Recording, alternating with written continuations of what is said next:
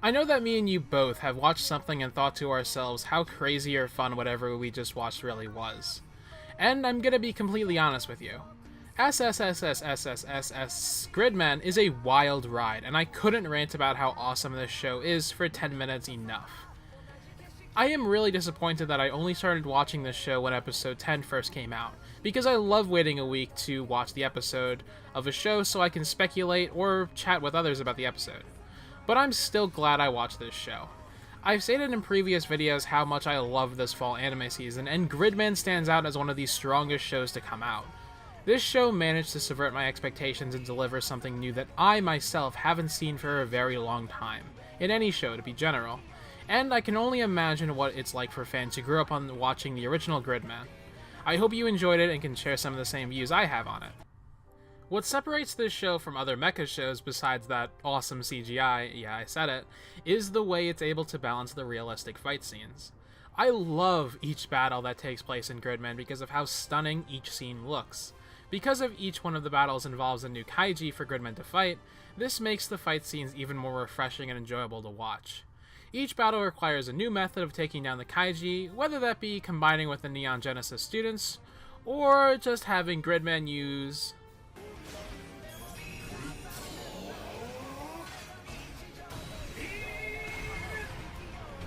Every battle in the show is entirely done with CGI to pay homage to Tokusatsu's original Gridman series. Each scene is able to capture a level of realism by showing 3D CGI alongside 2D animation. Keep in mind that only Gridman and the kaiji he's fighting are 3D generated, while everything else around them is normal animation. I have to give credit to the show for the choreography of each fight scene too. By paying homage to the original Gridman and old-school kaiji movies, Gridman's fight scenes feel and look authentically real, and you can clearly see that Studio Trigger handles Tokusatsu's work with care. Looking at the way Gridman walks or spawns into the world in the anime, this can easily be done with low-budget special effects in live action. This can be done well with rubber suits that store actors inside them, while right next to a green screen, and I appreciate the amount of small details this show brings to the table. The show's animation is also something to look out for as well. I myself haven't found that many shots that look out of place or awkward. There are very lighthearted moments in the show where they use vibrant or colorful shots only to help the show convey what is going on. Even when the fight scenes are going on, the 2D animation still looks great and helps balance the surrounding area of each fight. I think the biggest reason why I started to enjoy this anime so much was because of how easy this show was to get into. This may appear to some as just some simple mecha anime with some cool action and not a lot of interesting characters or direction, but I am happy to say that this show isn't a forgettable one and captured my attention very quickly. Our main cast of characters starts off with Hibiki Yuta, and the main character isn't Rika for all of you thigh lovers out there. Anyway, Yuta is a high school boy who wakes up in his classmate's Rika's home suffering from amnesia and hears a mysterious digital voice calling his name, and straight into action. The full cast of characters has only helped the story's pacing. Yuta is a nerdy high school student who is thrown into the role of becoming Gridman with the sole mission of preserving the city from kaiji with the help of the Gridman Alliance. Utsumi is a funny, hot-headed boy who immediately starts taking the Gridman Alliance too seriously, and Rika is a popular high school student who is friends with both Utsumi and Yuta. And, she's got okay thighs. I mean, like, it's just alright. But anyway, each one of the main characters do feel like real high school students, with their own interests and desires, and play off each other really well. Even the supporting cast has a fun impact on the show as well. The Neon Genesis high school students have made the show even more interesting and funny. After the first fight with a kaiji, the city automatically resets its surrounding damage, and the only people who remember the attack and its victims are Yuta and his friends. Each episode we see the team take on new kaiji being created by the sweet, charming, and hero, Akane, who wants to destroy Gridman, who keeps stopping her from destroying the city. But besides the intense fight scenes and destruction, what the story lets us see is how these characters react to what's going on around them. Because no one remembers the attack the following day, this leaves Yuta and his friends to figure out what is going on and why the attacks are happening. Each character reacts in their own way, which provides interesting dialogue from its main cast. In each episode, we see also how each character goes about their own lives as well. One of the biggest strengths that the plot has is an interesting tone and atmosphere. The show's tone can balance from a deadly kaiji attack to a normal high school life. Rika is more popular than the boys and gets along with many of her other classmates, including Akane, while Yuta and Utsumi keep to themselves more and discuss why everything else is happening, and how to stop it. Which brings us to the show's biggest strength, the villain. It takes a lot of talent not to have your villain feel like just some obstacle for the hero to defeat, and by having Gridman's villain stand out as really interesting and layered makes the story even better. And I have to admit, at some points in the show, I really felt sorry for Akane's struggles of making friends and being isolated from the rest of the world. It's at this point in the story we are introduced to our main villain, some like to call her a protagonist, Akane, who is the girl making the kaiji to destroy parts of the city she doesn't like. She is the creator and god of the world where everyone lives, but exists outside in the real world. Talk about fourth wall breaking. I myself was taken back on who she really was, but when I began to think about it, the amount of subtle hints and scenes in episode 1, she started to come off as someone with evil motivations and desired ultimate power. In the first few episodes, she tends to come off as someone who desperately wants to have absolute control over her world and wants to destroy everything that she doesn't like. That's not to say after episode 2 she turns into a completely different person. She is still a quirky and fun character that steals the spotlight in each scene she's in. Her desperate attempts to become friends with people like Yuta, Utsumi, and Rika only further shows her internal struggle to find people who care about her.